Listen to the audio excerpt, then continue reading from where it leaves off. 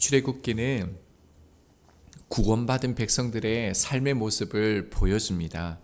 1장 1절부터 지난 본문 13장 16절까지는 이스라엘 백성들의 애굽에서의 그 생활의 모습을 우리 가운데 보여줬습니다.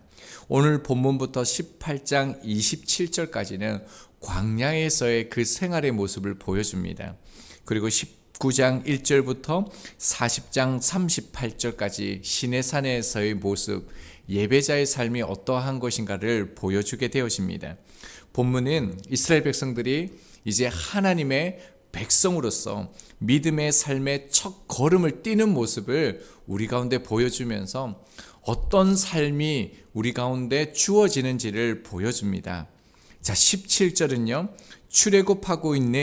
출애굽하여서 가나안 땅을 향하는 과정을 말합니다. 약속의 땅, 가나안 땅이죠. 17절, 18절을 통해 알 수 있는 것은요. 그 가나안 땅을 향하여 나아가는데 두 길이 있다라는 겁니다. 먼저 첫 번째 길은요. 블레셋 사람의 땅의 길입니다. 17절을 보면 블레셋 사람의 땅의 길은 가까울지라도 라고 말하는데요. 이 길은 아주 빠른 길입니다. 지중해 해안을 따라서 난 길인데 애굽이 북방 정책의 그 하나로 길을 낸 대로인데요. 왕의 대로라고도 부릅니다. 그뿐만 아니라 이 길은 가나안에서 애굽으로 그 무역상들이 장사꾼들이 다니면서 장사했던 아주 빠른 길입니다. 이스라엘 백성들이 거했던 애굽의 고센 땅에서 이 가나안 땅의 거리를 약 4, 5일이면 도착할 수 있는 거리라고 말합니다. 그리고 또 다른 길을 소개합니다. 18절을 보면요. 홍해 광야길을 돌아가는 길이라고 되어져 있는데 18절에서는 광야길이라고 표현되어져 있습니다. 그러니까 이 길은 직선 거리가 아니라요. 홍해 바다를 건너고 광야를 지나서 돌아서 아주 멀고 험한 길이라는 겁니다. 여러분, 왜 하나님은 이스라엘 백성들을 아주 가깝고 빠른 길을 두고요. 멀리 홍해 길을 가게 하셨을까요? 그 이유를 17절 하반절에 말하고 있는데요. 이 백성이 전쟁을 하게 되면 마음을 돌이켜 애굽으로 돌아갈까 하셨습니다 라고 말합니다. 블레셋은 철기 문화가 발달되어져 있습니다. 각종 철병기로 무장했습니다. 그뿐만 아니라 나중에 보면 5개 나라와 동맹이 되어져 있습니다. 그래서 그 당시에 막강한 군사력을 가지고 있었습니다. 실제로 이스라엘 백성들이 이제 다음 장인 14장을 보면 홍해 앞에서 자신들을 쫓아온 애국 군대를 보고 심히 두려워하여서 이렇게 말합니다. 출애굽기 14장 11절입니다. 그들이 또 모세에게 이르되 애굽에 매장지가 없어서 당신이 우리를 이끌어내어 이 광야에서 죽게 하느냐라고 말했습니다. 이뿐이 아닙니다. 가나안 땅에 도착했을 때 가데스 바네아에서 12명의 정탐꾼을 보내게 되죠. 돌아온 후에 정탐꾼들의 보고를 받고 난 후에 이렇게 말합니다. 민수기 14장 4절입니다. 이에 서로 말하되 우리가 한 지휘관을 세우고 애굽으로 돌아가자 하매. 10명의 정탐꾼이 어떤 보고를 했는지 저희들이 잘 알고 있습니다. 그 성읍은 너무 크다, 강하다, 우리 모든 이들이 다 사로잡힐 것이다, 저주하게 되어집니다. 그래서 그들의 말이 무엇입니까? 애굽으로 돌아가자라고 말하는 것입니다. 여러분, 이것이요 여호와 하나님의 10가지 그 재앙, 살아계심을 경험하고도 그뿐만 아니라 죽음에서 구원을 받고도 이스라엘 백성들의 모습입니다. 그렇다면 저희 역시도 우리의 삶에서 이런 시험을 받을 수 있다는 것을 기억해야 됩니다. 하나님께서는 내가 보기에 아무리 좋은 길이라도요, 그 길이 구원을 잃어버리게 만드는 길이라면 절대로 허락을 하지 않습니다. 지난 인생들을 돌아보면요, 가지 못하게 하신 길이 있다라는 거 느껴지시죠? 또 이루어지지 못하게 한 사랑도 있으시잖아요. 그렇게 기도했지만 하나님께서 응답하지 않는 그 어떤 길들이 우리 가운데 있습니다.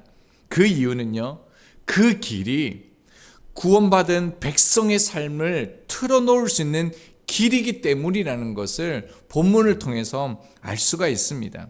그래서 18절은요, 하나님은 이스라엘 백성들은 홍해의 그 광야길로 인도하셨습니다.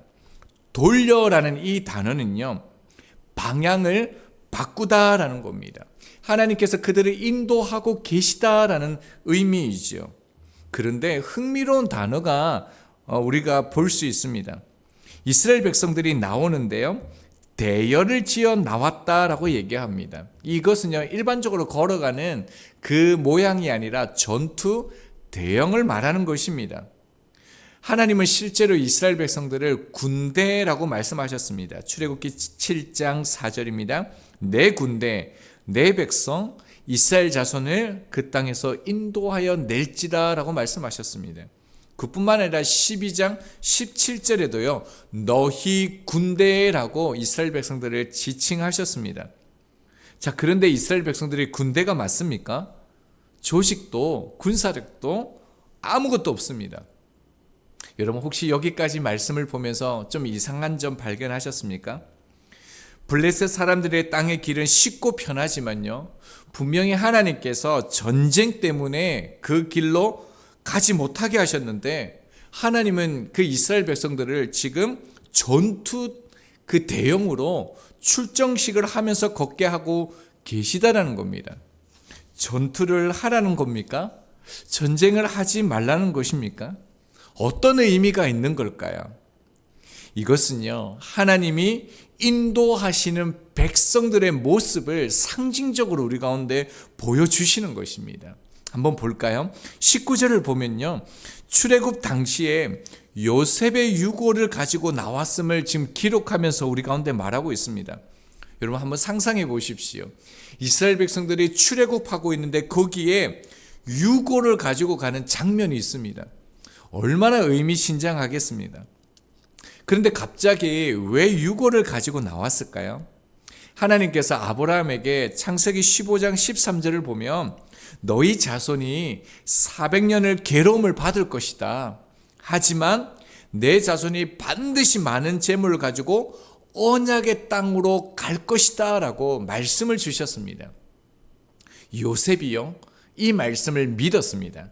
그리고 창세기 마지막 장 50장 24절에서 이렇게 말씀합니다. 요셉이 그의 형제들에게 이르되 나는 죽을 것이나 하나님이 당신들을 돌보시고 당신들을 이 땅에서 인도하여 내사 아브람과 이삭과 야곱에게 맹세하신 땅에 이르게 하시리라 하고, 요셉이 또 이스라엘 자손에게 맹세시켜 이르기를 하나님이 반드시 당신들을 돌보시리니 당신들은 여기서 내 해골을 메고 올라가겠다 하라 하였더라 라고 말씀합니다. 요셉은 출애굽하기 전에요, 400년 전에 자손들에게 뭐라고 얘기합니까? 훗날 자기 해골을 메고 하나님이 약속하신 그 땅으로 나가라 라고 말했습니다. 모세도 지금 뭘 말합니까? 요셉의 유고를 들고 출애굽했다는 것을 역시 말하고 있습니다. 이 유골이 상징하는 것은요, 출애굽이 전적으로 하나님의 말씀, 언약, 그 신실함 때문에 출애굽이 일어났다는 것을 우리 가운데 드러내는 것입니다.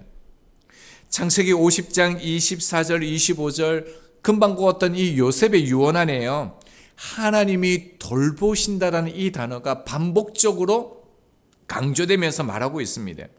이 돌보신다라는 단어가 파카드라는 단어인데요, 저희들이 쓰는 신방하다라는 이 뜻이 있습니다. 찾아가다 이 뜻입니다. 19절에도 뭐라고 되어 있냐면요, 반드시 너희를 찾아오시리니, 이 단어가 파카드라는 단어입니다. 찾아오신다라는 단어와 돌보신다는 단어가 같은 단어라는 겁니다. 하나님이 반드시 그의 백성을 찾아오시고 돌보신다라는 겁니다. 모세는 자신의 능력이 아니라 자기의 어떠함이 아니라 하나님이 찾아오셔서 오직 하나님께서 하시는 일임을 믿는 것이 유고를 취했다라는 것으로 우리 가운데 말하고 있다라는 겁니다. 이 요셉의 유골이 어떻게 되었을 것 같습니까? 여호수아 24장 32절을 보면요, 이스라엘 백성들이요 40년 동안 이 유골을 가지고 생활하게 되어집니다. 그리고 약속의 말씀대로 세겜 땅에 장사되어지게 됩니다. 자, 그렇다면 여러분, 내 인생의 요셉의 유골은 무엇이겠습니까? 물질일까요? 사람일까요? 이 땅의 것이 아닙니다. 우리에게 주어진 요셉의 유골은요, 하나님의 약속의 말씀, 그 말씀이 우리가 요셉의 유골이라는 겁니다. 믿음으로 이 유골 약속의 말씀을 붙드는 삶을 살아가야 된다는 것이죠. 반드시 나를 찾아오셔서 인도하시는 그 파카드의 하나님을 붙들고 살아가는 것이라는 것입니다. 자, 그러면서 20절에 뭐라고 얘기하냐면요, 그들이 숫곳을 떠나서 광야 끝 에담의 장막을 치니라고 얘기하고 있습니다. 떠나서라는 이 단어는요, 미완료형입니다. 계속해서 이동하고 있다라는 거예요. 그 파카드의 하나님이 어떻게 해요? 계속해서 그들을 인도하고 계시다라는 것은 미완료형으로 우리 가운데 강조하면서 보여주는 겁니다. 이제 홍해 앞에 이제 그들이 돌아온 것이죠. 그러면서 뭐라고 또 얘기하시냐면요, 21절에도 하나님의 인도하시고라고, 그들의 길을 인도하시고라고 말합니다. 17절을 보면요, 그들을 그 길로 인도하지 아니하시고, 18절에도요 하나님이 홍해의 광야 길로 돌려 백성을 인도하시매라고 얘기하고 있습니다. 계속적으로 파카드의 하나님을 말하고 있죠. 그런데 흥미로운 것은 21절의 인도하심의 이 단어는 앞에서 본 인도하심의라는 단어와 좀 의미가 다릅니다. 21절의 인도하심의 이 단어는요, 그들을 애굽에서 인도하셨다라는 것만을 의미하는 단어가 아닙니다. 그들을 애굽에서 끄집어낸 뒤에도 여전히 그들의 길을 인도하고 계시다라는 것을 의미하는 단어가 21절에 인도하심에라는 단어입니다. 그 하나님께서 당신의 백성들, 구원받은 그 백성들을 어떻게 인도하십니까? 21절 앞에 보면요, 여호와께서 그들 앞에서 가시며라고 그들을 인도하신다라고 말씀합니다. 여기서 가시며라는 단어가요, 걷다라는 단어입니다. 이 단어와 같은 단어가 어디 있냐면 창세기 5장 22절, 에녹이 하나님과 동행했다 할 때 이 동행이 여기서 가시며와 동일한 단어입니다. 그리고 창세기 6장 9절에 노아가 하나님과 동행했다라는 그 단어가요, 본문의 가시며라는 단어와 같은 단어입니다. 무엇을 말씀하고 있습니까? 하나님의 백성들에게 에녹과 같이요, 그리고 그뿐만 아니라 노아와 같이 그들과 함께 동행한다라는 거예요. 함께 하신다라는 겁니다. 어떻게 함께 하십니까? 22절을 보면요, 떠나지 않고 그들을 인도한다라는 것을 보여주십니다. 구름 기둥과 불 기둥은요, 그 자체의 표적과 이적을 말하는 것이 아니라 그것은 하나님의 임재를 상징하는 것이죠. 출애굽기 3장 3절입니다. 이에 모세가 이르되 내가 돌이켜 가서 이 큰 광경을 보리라. 떨기나무가 어찌하여 타지 아니하는고. 모세는 출애굽하기 전에 하나님의 그 임재, 파카드 찾아오시는 그 하나님을 경험했죠. 이제는 어떻습니까? 이 찾아오시는 그 하나님의 임재를 이스라엘 백성들에게 지금 계시하고 있는 것입니다. 하나님이 반드시 함께 하신다, 너희들을 인도하신다는 것을 보여주십니다. 그래서 우리는 하나님이 우리의 목자 되십니다 라고 말씀을 합니다. 목자는 길을 어떻게 인도하시는 줄 아시죠? 목자는요, 항상 앞에서 갑니다. 하나님은 우리 뒤에서 가시는 분이 아니십니다. 그러니까 하나님이 가시지 않는 길은요, 양이 절대로 갈 수가 없는 길입니다. 하나님이 가시지 않는 길은 하나님의 백성이 절대로 갈 수 없는 길이라는 거죠. 하나님은 우리에게 가장 좋은 길, 하나님이 원하시는 그 길, 하나님이 가시는 그 길로 우리를 인도하십니다. 이제 말씀 적용하겠습니다. 저희는 분명히요, 오늘도 많은 선택의 문 앞에 설 것입니다. 많은 길 앞에 우리는 서게 될 것입니다. 그러나 우리는 이사야의 말씀처럼 우리가 기억해야 될 것은 우리의 길, 내가 바라는 길과 하나님의 길이 다르다라는 것을 매 순간마다 기억해야 됩니다. 하나님은 이스라엘 백성들이 원하는 길이 아니라 하나님이 원하시는 그 홍해의 광야의 길로 인도하셨습니다.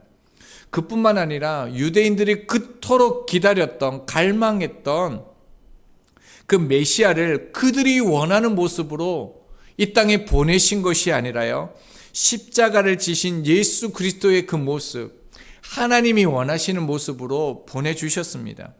그래서 주님께서 이렇게 말씀하셨습니다. 마태복음 7장 13절 말씀입니다. 좁은 문으로 들어가라. 멸망으로 인도하는 문은 크고 그 길이 넓어 그리로 들어가는 자가 많고, 주님은 크고 넓은 문이 아니라 좁은 길로 가셨습니다. 겟세마네 동산에서 기도하실 때 이 잔을 내게서 지나가게 해달라고 하셨지만 나의 원대로 마시고 아버지의 뜻대로 해달라고 기도하셨습니다.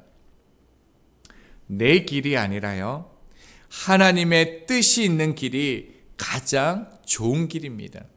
한국의 도로가 참 좋다고 하지요. 얼마나 아스팔트가 잘 되어져 있습니까?